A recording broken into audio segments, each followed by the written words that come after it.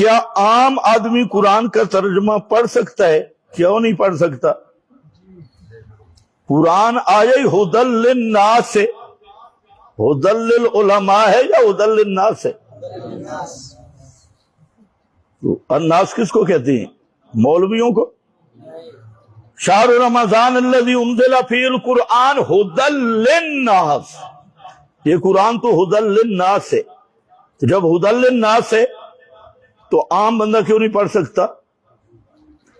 بلکہ عام بندہ آج کل تو بہت کچھ کر سکتے ہے، تو قرآن پڑھنا، اخبار پڑھ سکتا ہے عام بندہ، سیاست پہ تبصرے کر سکتا ہے، سکول کی کتابیں پڑھ سکتا ہے، اور یہ ملا کا پھیلایا ہوا فلسفہ ہے کہ عامی قرآن کے قریب نہ جائے نہیں تو میرے پول کھل جائیں گے۔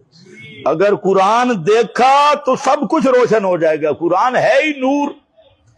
اور چور اور ڈاکو یہی کہتے ہیں کہ لائٹ نہ ہو تو ہمارا کام چلتا رہے گا، اگر لائٹ آ گئی تو چور پکڑا جائے گا۔ تو قرآن تو نرا نور ہے، اور جہاں نور ہو تو ظلمت ختم ہوتی ہے، پتہ چلتا ہے مالک کون ہے، ڈاکو کون ہے، چور کون ہے، حقدار کون ہے۔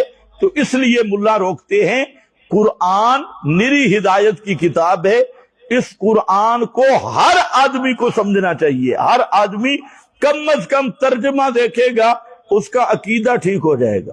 علامہ نہ بھی بنے تو قرآن کا یہ معجزہ ہے کہ قرآن کو عامی دیکھے، اس کو جس قسم کا ذہن کا آدمی بھی دیکھے، اس کی بقدر صلاحیت قرآن سے وہ ہدایت حاصل کر سکتا ہے، اور عقیدہ ہر آدمی قرآن کے ترجمے سے ہی حاصل کر سکتا ہے۔ اس لیے عام آدمی کو پڑھنا ہی قرآن چاہیے۔